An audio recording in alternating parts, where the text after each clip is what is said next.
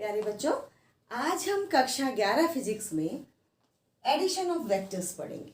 ठीक है। सदिशों को कैसे जोड़ा जाता है, दो या दो से अधिक सदिशों को हम कैसे जोड़ सकते हैं। आप ये जानते हैं कि जो सदिश राशियां हैं, जो वेक्टर्स होते हैं, वेक्टर्स के पास क्या क्या होता है। वेक्टर जो होते हैं, सदिश जो होते हैं, उनके पास क्या क्या होता है। मैग्नीट्यूड होता है, मैग्नीट्यूड होता है, डायरेक्शन होती है, और एक और चीज हमने क्या कहा था, प्रीवियस वीडियो में हमने कहा था कि जो वेक्टर्स होते हैं वे साधारण अंकगणित के नियमों के हिसाब से जोड़े, घटाए, गुणा या भाग नहीं कर सकते हैं। यानी जो उसकी अलजेब्रा होती है वो अलग होती है, उसी को फॉलो करते हैं और उसको क्या कहा जाता है, वेक्टर अलजेब्रा कहा जाता है। ठीक है, ठीक। अच्छा, ऐसा क्यों होता होगा भला कि इनको जोड़ने के लिए हमारे पास अलग से एक मैथमेटिक्स है। ऐसा इसलिए होता है क्योंकि जो हमारे पास वेक्टर होते हैं उनमें मैग्नीट्यूड के साथ डायरेक्शन भी होती है। ठीक है, जिसके कारण हम उनको क्या नहीं कर सकते हैं, साधारणतया नहीं जोड़ सकते हैं। जैसे देखो, स्केलर में तो हम क्या करते हैं, 2 + 3 = क्या हो जाता है हमारे पास 5। लेकिन अगर ये 2 और 3 सदिश राशियां हैं तो इनको हम ऐसे ऐड नहीं कर सकते। किसी विशेष परिस्थिति में हो सकता है ये 5 हो, लेकिन जनरली अगर ये सदिश राशि है और ये क्या है, इनको हम ऐसे एडिशन, इनका एडिशन हर केस में 5 नहीं होगा। ठीक है। अच्छा, अब देखिए, आपके पास सपोज आप मान लीजिए कि एक अधिक स्केलर क्वांटिटी मान लीजिए, लेंथ, लंबाई, एक ये रॉड है और एक ये रॉड है, ये ए है और ये बी है। ठीक है, और इसकी जो लेंथ है L1 बोल दीजिए, वो 2 मीटर है, और इसकी लेंथ सपोज मान लीजिए आप ये 5 मीटर है, इसको आप L2 बोल दीजिए। ठीक, और इसका मास बोल दीजिए आप M1 बोल दीजिए, इसका मास है 2 किलोग्राम, और इसका मास M2 बोल दीजिए, इसको ये है सपोज 5 किलोग्राम सपोज। ठीक, अब आपको L1 और L2 को ऐड करना है, क्योंकि ये स्केलर क्वांटिटीज हैं, length is scalar quantity, that's why L1 + L2 क्या हो जाएगा, 2 + 5 दैट इज 7 मीटर। ठीक है, लेकिन अगर मैं कहूं कि L1 के साथ आप M1 को ऐड कर दीजिए, मीन्स 2 मीटर के साथ आप 5 किलोग्राम को ऐड कर दीजिए, तो ऐसा आप नहीं कर पाएंगे। क्यों नहीं कर पाएंगे, क्योंकि इसकी यूनिट अलग है और इसकी यूनिट अलग है, ये असमान राशियां हो गई हैं। ठीक ऐसा ही कुछ वेक्टर्स में भी होता है। जब हम वेक्टर्स को जोड़ते हैं या घटाते हैं तो हमारे पास जो वेक्टर्स हैं वो एक समान प्रवृत्ति के होने चाहिए। जैसे मैं कहूँ, अगर वेलोसिटी वेक्टर को मुझे ऐड करना है तो उसको ऐड करने के लिए मेरे पास दूसरा वेक्टर भी क्या होना चाहिए, वेलोसिटी वाला ही होना चाहिए। या डिस्प्लेसमेंट वेक्टर है मेरे पास, विस्थापन सदिश है, तो उसमें मैं केवल विस्थापन सदिश को ही जोड़ या घटा सकती हूँ। क्लियर हुई ये बात। इस बात को आप ध्यान रखिए कि हमारे पास जब वेक्टर्स जोड़े जाएंगे तो वे समान प्रकृति के होने चाहिए। ठीक है, अब देखिए हम क्या कह रहे हैं कि वेक्टर्स को हम सामान्य नियमों से, सामान्य मैथमेटिक्स से उसको हम ऐड नहीं कर सकते हैं या उसको सब्ट्रैक्ट नहीं कर सकते। उसके लिए हमारे पास क्या है, वेक्टर अलजेब्रा है। तो वेक्टर अलजेब्रा में एडिशन ऑफ वेक्टर्स के लिए 3 मेथड है, जनरली 3 मेथड है। एक हो गया आपके पास एडिशन ऑफ वेक्टर्स के लिए हमारे पास 3 मेथड है। एक हो गया त्रिभुज का नियम, ठीक है, अभी बताऊंगी क्या होता है। दूसरा होता है समांतर चतुर्भुज का नियम, समांतर चतुर्भुज का नियम, ठीक हो गया। और एक हो गया हमारे पास बहुभुज का नियम। नाम से ही लग रहा है ये ज्योमेट्रिकल मेथड है, बहुभुज का नियम। इनको ज्योमेट्रिकल मेथड भी कहा जाता है, ज्योमेट्रिकल मेथड है ये। और हमारे पास 3 तरह के क्या होते हैं, ज्योमेट्रिकल मेथड होते हैं। ट्रायंगल्स लॉ, ठीक है, पैरेललोग्राम,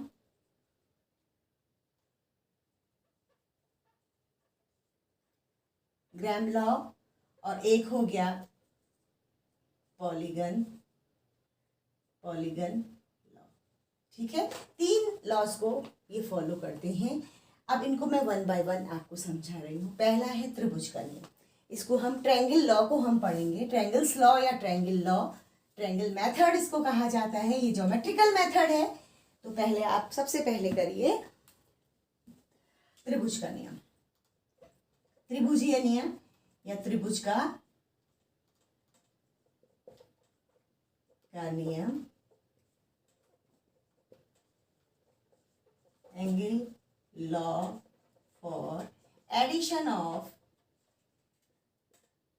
वेक्टर्स। ठीक है, आपके पास ट्रायंगल लॉ क्या कहता है? इस लॉ को समझने के लिए बेटा आप एक चीज समझ लीजिए कि यहाँ पर क्या है कि ये 2 सदिशों को जोड़ने के लिए, पहली बात ये जो ट्रायंगल लॉ है ये केवल 2 सदिशों को जोड़ने के लिए आपके पास ये ज्योमेट्रिकल मेथड है। ठीक है, सपोज आपके पास एक वेक्टर ये हो गया A और एक वेक्टर ये हो गया B। ठीक है, ये वेक्टर है, इसको आप एरो की सहायता से दिखा सकते हैं। ये 2 वेक्टर हैं और इन 2 वेक्टर को हमको सम करना है, इनको हमको ऐड करना है। ठीक, तो हम क्या करेंगे, देखो क्योंकि ज्योमेट्रिकल मेथड है तो हमने क्या करना है, इसकी शेप बनानी है। और कैसी शेप बनानी है? त्रिभुज की। यानी इन दोनों सदिशों को, इन दोनों वेक्टर्स को हम त्रिभुज की 2 भुजाओं के रूप में निरूपित करेंगे। फर्स्ट पहली चीज आपने ये करनी। अच्छा, करेंगे कैसे? आप क्या करेंगे कि इसका जो भी 2 सदिश आप जोड़ रहे हैं उनमें आप उनका डायरेक्शन चेंज नहीं करेंगे। ठीक है, और उसका मैग्नीट्यूड भी चेंज नहीं करेंगे, उसको एज इट इज शिफ्ट कर देंगे। जैसे ए है तो आपने किसी भी, अच्छा, और आप पहले किसी भी सदिश को आप यहाँ पर ड्रॉ कर सकते हैं। मैं यहाँ से शुरू कर रही हूँ, ए आपने ड्रॉ कर दिया, जितना मैग्नीट्यूड इसका होगा स्केल लेके उतने मैग्नीट्यूड का, जैसे आपको सिखाया था कि कैसे हम ग्राफ में कैसे हम वेक्टर्स को शो करते हैं। हम एक स्केल ले लेते हैं और उस स्केल की सहायता से हम क्या करते हैं, यहाँ पर इसको ड्रॉ कर लेंगे। ठीक है, तो आपने ये कर दिया, ये आपके पास ए हो गया, ये वेक्टर ए हो गया। अब आपने इसको क्या करना है, ये वेक्टर बी है, इसको आप शिफ्ट करेंगे इसके साथ, है ना। इसका डायरेक्शन भी चेंज नहीं करना है और इसका मैग्नीट्यूड भी चेंज नहीं करना है। और क्या है, हमने इसको शिफ्ट कर दिया, ये हो गया, ये वेक्टर क्या हो गया, वी। यानी त्रिभुज का नियम कहता है कि यदि 2 सदिशों को त्रिभुज की 2 भुजाओं के रूप में निरूपित किया जाए तो जो उनका सम होगा वो क्या होगा, वो तीसरी भुजा होगी। यानी ये जो होगा रिजल्टेंट, इसको कहते हैं आर। आर जो होगा वो भी एक सदिश होगा, वो भी एक वेक्टर क्वांटिटी होगी और वो क्या होगी, उन दोनों के सम के इक्वल होगी। क्लियर? अच्छा, इसमें एक छोटी सी चीज आपने ध्यान देनी है कि जब आप ड्रॉ कर रहे होंगे, ये इसका इनिशियल पॉइंट है, ए का इनिशियल पॉइंट है और ये इसका टर्मिनल पॉइंट है। ठीक है, तो जब आप बी ड्रॉ करेंगे तो बी का इनिशियल पॉइंट मीन्स उसकी टेल, ये tail, initial point means tail, ऐसा भी समझ सकते, उसकी टेल ए के हेड के साथ कोइंसाइड होगी। ठीक है, यानी ये इसकी जो टेल होगी इसके ऊपर होगी, इसके साथ होगी यहाँ पर। ठीक है, और तब आप बी को ड्रॉ करेंगे with direction and with the same magnitude जो आपको दिया गया है। ठीक, आपने ये ड्रॉ किया और जो मीन्स आपने ये ऐसे फॉलो किया, टेल ये ऐसे जा रहा है ना, ऐसे जा रहा है, पहले ए आ गया फिर बी आ गया।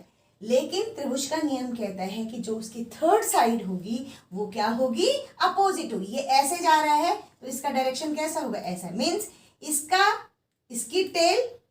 इसकी टेल के साथ मिलेगी जो तीसरी भुजा हम बनाएंगे और इसकी डायरेक्शन क्या होगी, इसकी डायरेक्शन इस तरफ होगी। क्लियर हुआ? ये आपका टेल है, इसके साथ आपने क्या कर दिया, इसके एरो के साथ इसका टेल मैच कर दिया। ठीक है, अब क्या है, अब आपने यहाँ टेल नहीं लगानी है, बल्कि क्या होगा, जो इनिशियल पॉइंट है उस इनिशियल पॉइंट से आपने जहाँ पे आप फाइनल पहुंचे हैं उसको आपने ड्रॉ कर देना है और वही उसकी डायरेक्शन भी हो जाएगी। ये ध्यान दो, यहाँ देखो, यहाँ एंटी क्लॉकवाइज जा रहा है। ठीक, और यहाँ से क्या आ रहा है, इसकी डायरेक्शन इधर को जा रही है ना, यानी जो थर्ड साइड की डायरेक्शन होगी वो क्या होगी, opposite to the direction of A and B. ठीक है, तो ये आपके पास ट्रायंगल का नियम कहता है कि यदि किसी 2 सदिशों को त्रिभुज की 2 भुजाओं के रूप में व्यक्त करा जाए, यानी 2 सदिश हैं, 2 सदिश अगर क्या करें, ये रिप्रेजेंट करें, ठीक है। इसको हम ऐसे फ्लो में लिख लेते हैं, फ्लो चार्ट के रूप में। दो सदिश हैं, उनको हम रिप्रेजेंट करेंगे ट्रायंगल की दो भुजाओं के रूप में, ठीक है। तो हमारे पास क्या होगा, दो भुजाएं, और कैसे होंगी, सेम ऑर्डर की होंगी वो, सेम ऑर्डर। सेम ऑर्डर का मतलब है जो हमने कहा टेल को हेड के साथ क्या करना है, मैच करना है, ठीक।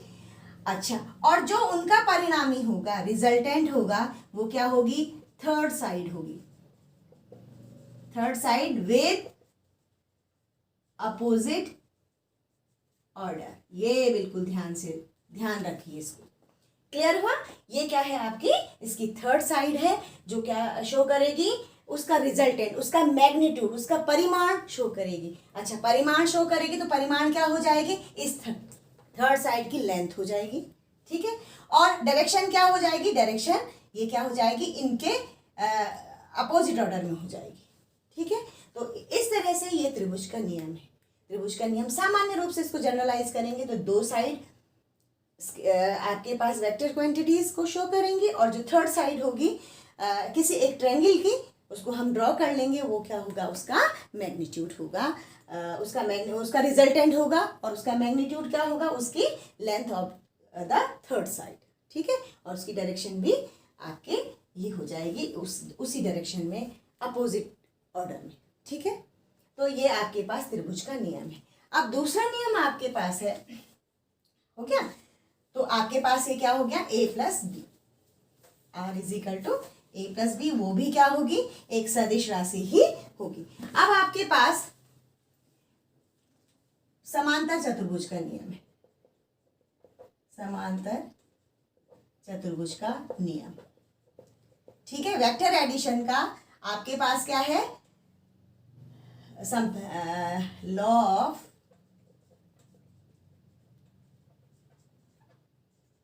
Parallelogram for vector addition, vector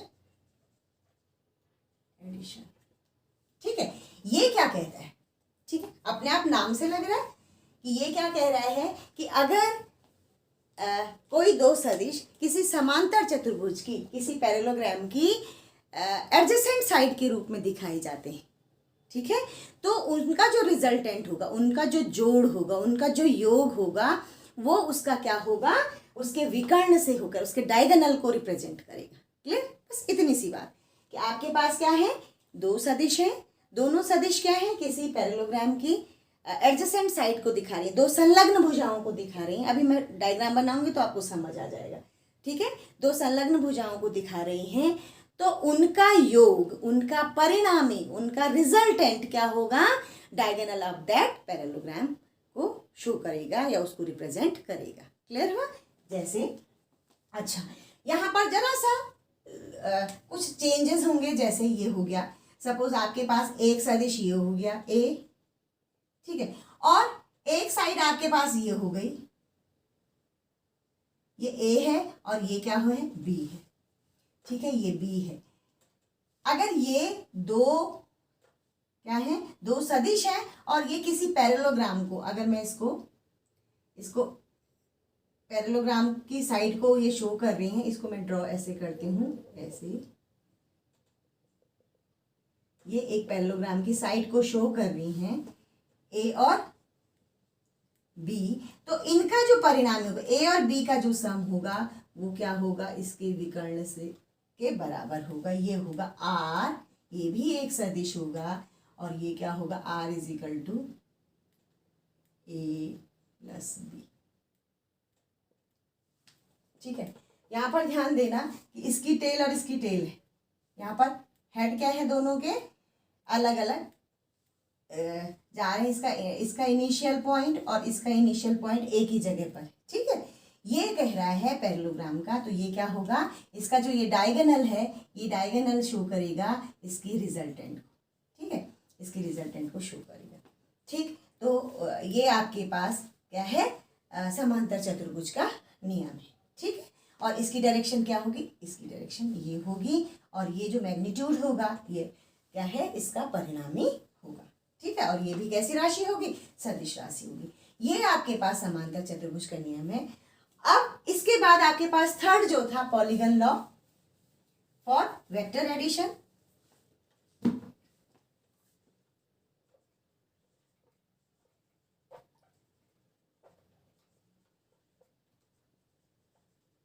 vector addition, ठीक है। बहुभुज, बहुभुज का नियम, बहुभुज नियम भी बोलते हैं इसको, किसके लिए? वेक्टरों के योग के लिए। अच्छा, और अब यहां देखिए, अभी तक हम समांतर चतुर्भुज में भी और त्रिभुज वाले मेथड में दोनों में हम दो ही सदिशों को जोड़ पा रहे थे, ठीक है। लेकिन अगर हमारे पास मोर देन 2 वेक्टर्स हों तो हम उनको कैसे ऐड करेंगे? सपोज आपके पास 4 वेक्टर हैं तो उनको कैसे ऐड किया जाए, उसके लिए क्या हमारे पास पॉलीगन मेथड है, उसके लिए हमारे पास बहुभुज मेथड है। अब देखिए पॉलीगन मेथड में क्या होगा, सपोज ये ए है,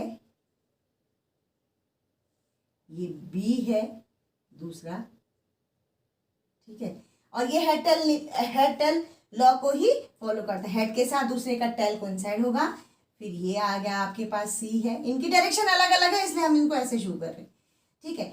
तो जो इनका रिजल्टेंट है ए प्लस बी प्लस सी, ये आर होगा, सदिश होगा, वो कौन होगा? वही बिल्कुल जैसे हमने त्रिभुज के नियम में पढ़ा था, इसका इनिशियल पॉइंट और जहां हम फाइनली पहुंचे थे उनको हमने ड्रॉ कर देना है, वो क्या हो जाएगा? R A plus B plus C, ठीक है।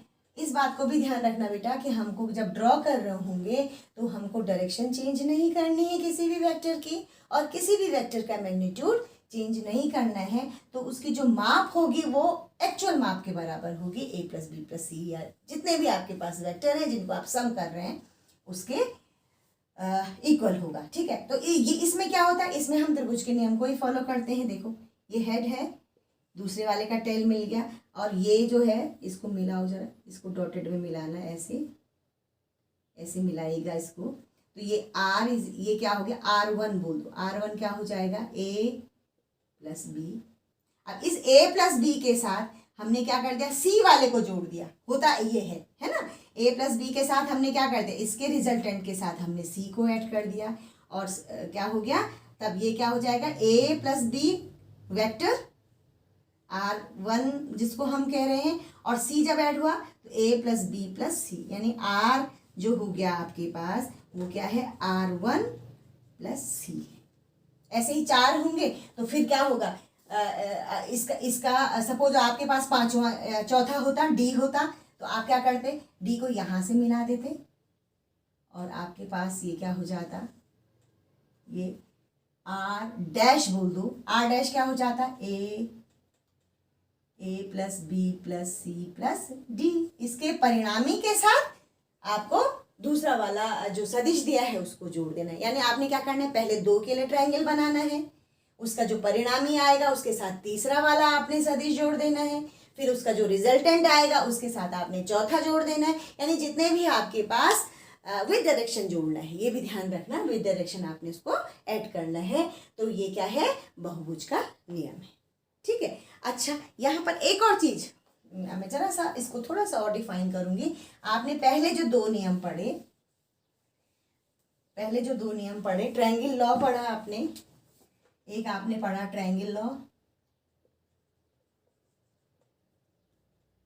और एक पढ़ा आपने पैरेललोग्राम लॉ, ठीक है। इसमें आपने पढ़ा कि आप क्या कर रहे हैं, इसका हेड और इसका टेल मिला के क्या कर रहे हैं, इसको ये ए बोल दे रहे हैं, इसको बी बोल दे रहे हैं, और इसको आर ए प्लस बी बोल दे रहे हैं, ठीक है। ऐसे ही ट्रायंगल पैरेललोग्राम में क्या कर रहे हैं आप क्या कर रहे हैं? एडजेसेंट साइड बना रहे हैं एक पैरेललोग्राम की। ये ए हो गया, इसका डायरेक्शन इधर है, इसका हेड ऊपर की तरफ हो गया, सपोज ये आपके पास क्या हो गया? बी हो गया।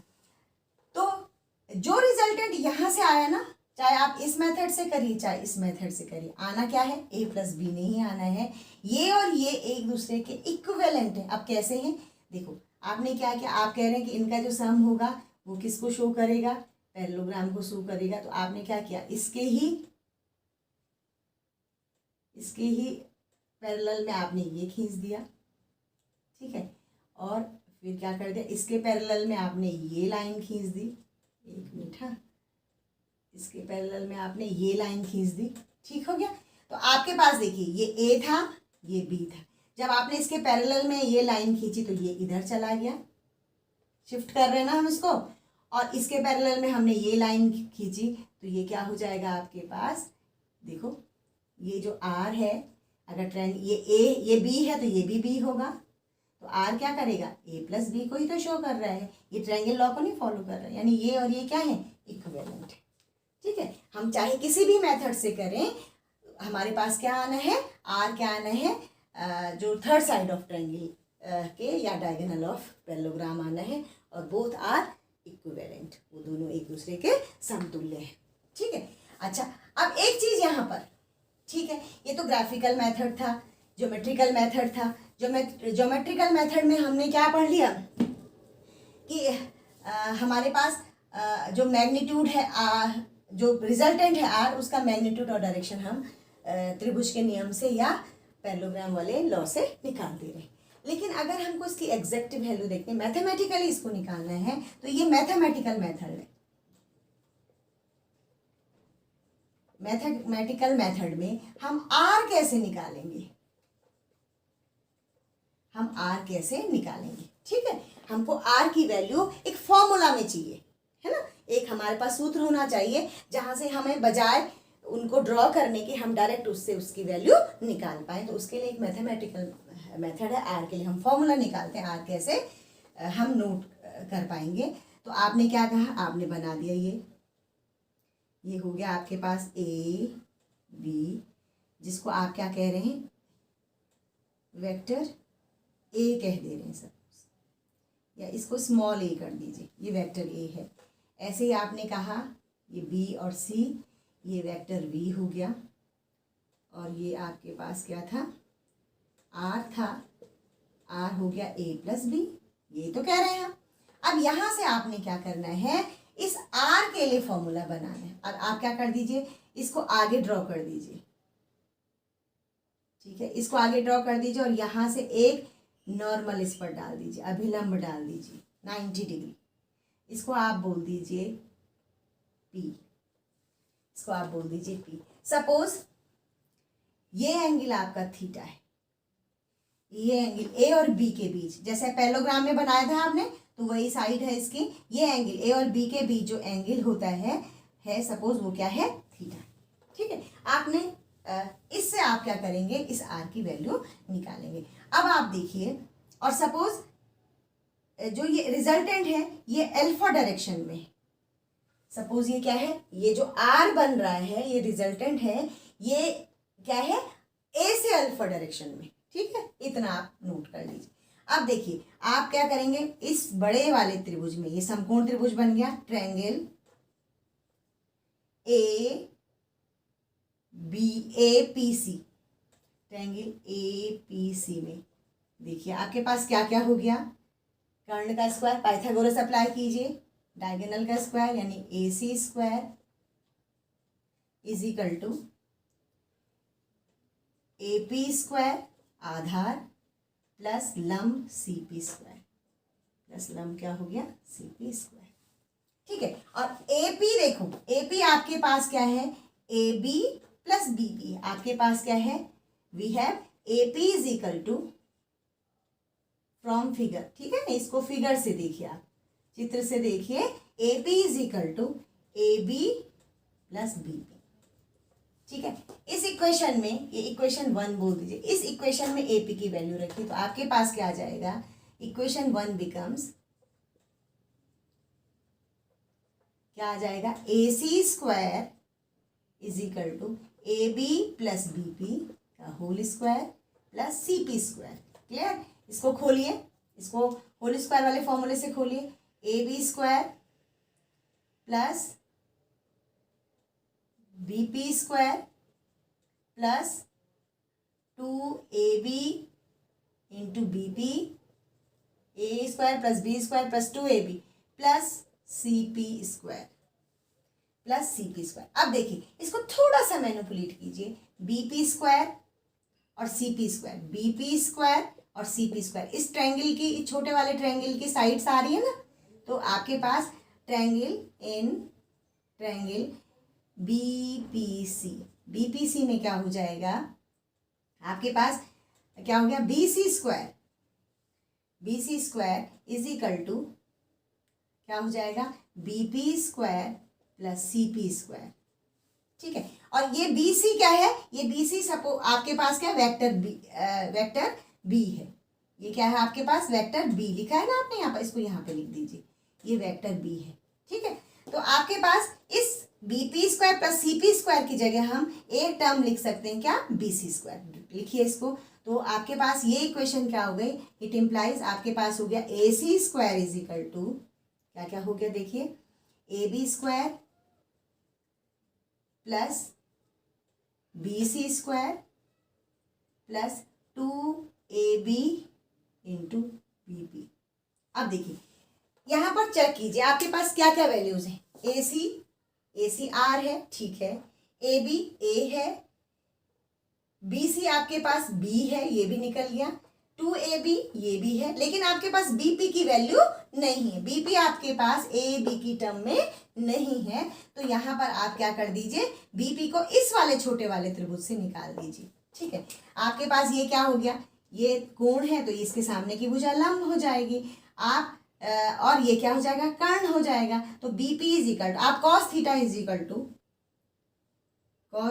इक्वल टू आपके पास क्या हो जाएगा, क्या होता है, कॉस में क्या होता है, आधार बटे के ए, ये फॉर्मूला लिखते हैं ना आप, आधार बटे कर्ण। तो cos theta is equal to हो गया, आधार हो गया आपके पास क्या, बीपी, और कर्ण क्या हो गया आपके पास, बीसी।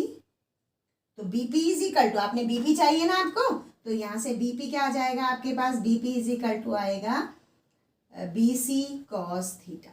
क्या आ जाएगा, बीसी कॉस थीटा। रखिए ये वैल्यू यहां पर, तो आपके पास फॉर्मूला बन गया A C square is equal to A B square plus B C square plus 2ab, और बीपी की जगह क्या लिखा, BC cos theta, BC into cos theta, ये बड़ा बड़ा लिखिए। ठीक है, अब इनकी वैल्यूज रख दीजिए, ये क्या है आपके पास, इसको हटा दीजिए,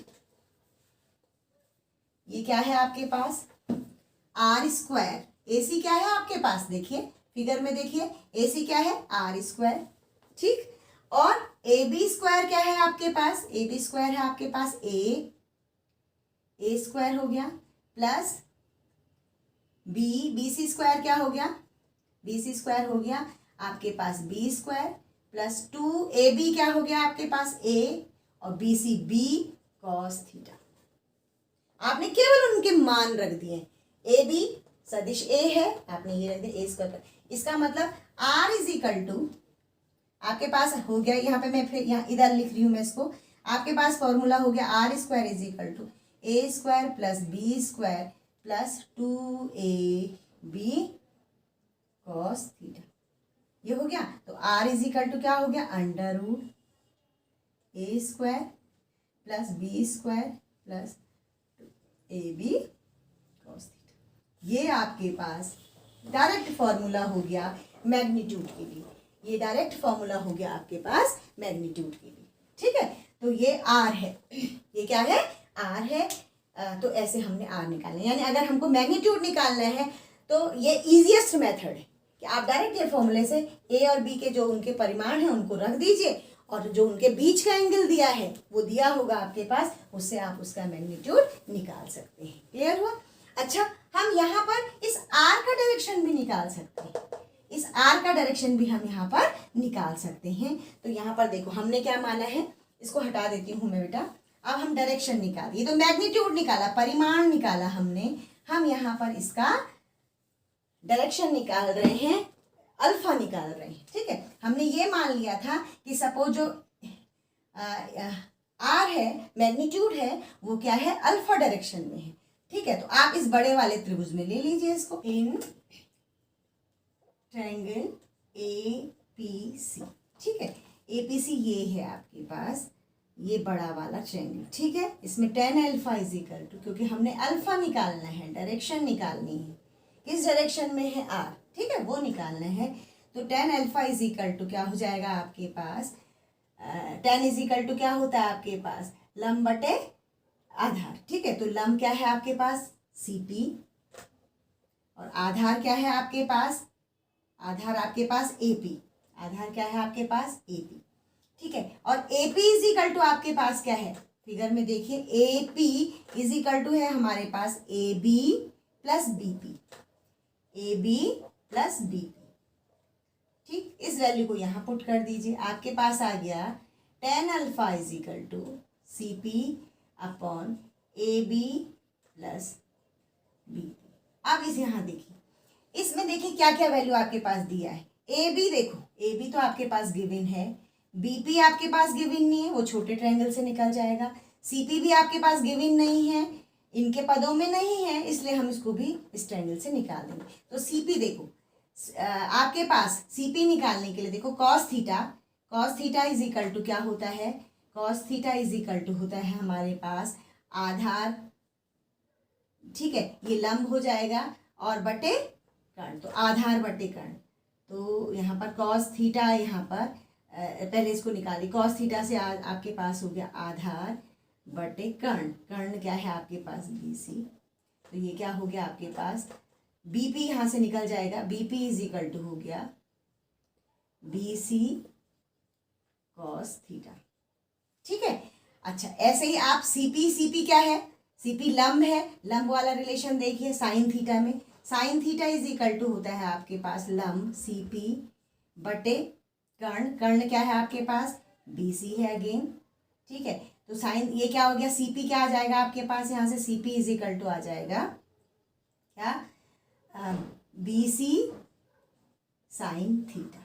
ठीक है, अब आप ये वैल्यूज को, ये जो दो वैल्यूज हैं इसको टेन अल्फा, ये इस वाले में रख दीजिए, ये वाला जो आपके पास टेन अल्फा है इस वाले में रख दीजिए, तो इट इम्प्लाइज आपके पास क्या हो जाएगा, tan alpha is equal to CP, CP क्या है BC sine theta upon A B को ए बी रहने दीजिए, इसकी वैल्यू है, प्लस बीपी जो आपने अभी निकाला बीसी कॉस थीटा।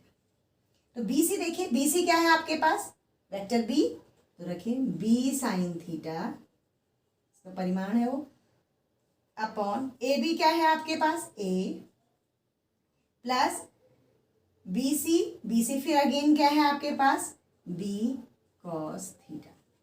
थीटा क्या है ए और बी के बीच जो ये सदिश है, इनके बीच का एंगल है, तो ये आपके पास टेन अल्फा हो जाएगा, और इस टेन अल्फा से हम इसका डायरेक्शन अल्फा निकाल सकते हैं। ये क्या हो जाएगा, it implies alpha is equal to tan inverse,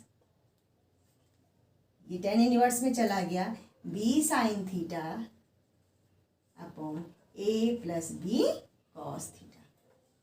ये आपके पास फॉर्मूला हो गया क्या निकालने के लिए, जब हम इनको जोड़ते हैं, सदिशों को जोड़ते हैं, तो उसका हम डायरेक्शन भी निकाल सकते हैं। ये मैथमेटिकल मेथड है। तो इस तरह से आपने सदिशों को कैसे जोड़ा जाता है ये समझ लिया। ठीक है, अच्छा, और मैंने एक और बात कही थी कि हम सदिशों को घटा सकते हैं।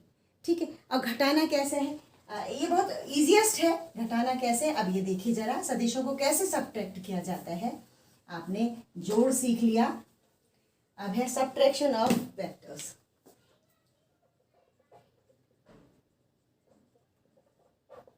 सब्ट्रैक्शन ऑफ वेक्टर्स, ठीक है। सपोज आपको एक सदिश दे रखा है ए, और इसमें आपको बी को घटाना है। ठीक है, और आपको ये सदिश दे रखा है, ये सपोज ए है और ये बी दे रखा है, ये क्या दे रखा है बी। अच्छा, इसको हम ऐसा भी तो लिख सकते हैं, ए सदिश में हमको बी सदिश को घटाना है, तो क्या हम इसको ऐसा लिख सकते हैं, ए प्लस माइनस बी। लिख सकते हैं या नहीं लिख सकते हैं, बिल्कुल लिख सकते हैं। ठीक है, इसका अर्थ क्या है कि जो ये सदिश है ये जोड़े जा रहे हैं, लेकिन जो बी वाला जो सदिश है उसकी डायरेक्शन क्या हो गई, माइनस हो गई, अपोजिट हो गई। हमने कहा था ना, जब हमने विपरीत सदिश पढ़े थे तो हमने ये पढ़ा था कि वहां पर हम क्या करते हैं, विपरीत सदिश में दिशा बदल देते। तो हमने क्या करना है, जब इसको यानी करना हमने एडिशन ही है, बट हमने क्या करना है, बी का डायरेक्शन चेंज कर देना है। तो आपने क्या किया, इसको ड्रॉ किया ए। अब बी ऐसा है ना, इसका अपोजिट क्या हो जाएगा, बिल्कुल अच्छा मैग्नीट्यूड नहीं बदलना है, केवल डायरेक्शन बदलनी, मैग्नीट्यूड सेम रहेगा, ये और ये क्या है, सेम मैग्नीट्यूड के हैं, ऐसे बनाइए, ठीक, ये इसका डायरेक्शन है, ये हो गया आपके पास -b, ठीक है। तो इसका अर्थ क्या हुआ कि यहाँ हमने क्या कर देना है, उतने ही मैग्नीट्यूड का हमने क्या कर देना है, ये -b है, ये इसका हेड, ठीक, इसकी टेल यहाँ मिली, और इसका जो वही त्रिभुज का नियम अप्लाई कीजिए, इसका इनिशियल पॉइंट और इसका जहाँ फाइनली पहुंचे थे उनको जोड़ दीजिए, तो ये आर को शो करेगा, रिजल्टेंट को शो करेगा ट्रायंगल की ये साइड, और ये कहेगा R is equal to A plus -b या a -b। क्लियर हुआ? तो ये आपके पास क्या है, ये भी एक सदिश होगा, और इसको हमने क्या करना है, सब्ट्रैक्शन में हम एडिशन करते हैं, लेकिन जिसको सब्ट्रैक्ट किया जा रहा है, जिस सदिश को सब्ट्रैक्ट किया जा रहा है, उसका डायरेक्शन हमने, मैग्नीट्यूड नहीं, ओनली डायरेक्शन, क्योंकि वो माइनस को शो करेगा, फिर उसके इक्विवेलेंट माइनस को शो करेगा, ठीक है। और उसको हमने ड्रॉ कर लेना है, फिर ट्रायंगल लॉ से जैसे हम थर्ड साइड से आर निकालते हैं, वो हमने यहाँ पर निकाल देना है, ठीक। तो ये थे आपके पास वेक्टर अलजेब्रा। वेक्टर अलजेब्रा में आज हमने पढ़ा वेक्टर का एडिशन और वेक्टर का सब्ट्रैक्शन। एडिशन में हमारे पास 3 लॉज हमने फॉलो किए थे, और उन 3 लॉज की सहायता से हमने फिर मैथमेटिकल मेथड से रिजल्टेंट आर के लिए फॉर्मूला निकाला, परिणामी आर के लिए फॉर्मूला निकाला, और उसके लिए डायरेक्शन, उसकी दिशा भी हमने ज्ञात की, ठीक है। तो आप इस पर बेस्ड न्यूमेरिकल कीजिए और इसको अच्छे से समझिए। इसके बाद जो नेक्स्ट वीडियो हमारे पास होगा वो होगा वियोजन, है ना, जो हमारे पास एडिशन का है उसके ठीक विपरीत की प्रक्रिया हम वहाँ पर करेंगे। ओके, थैंक यू बेटा।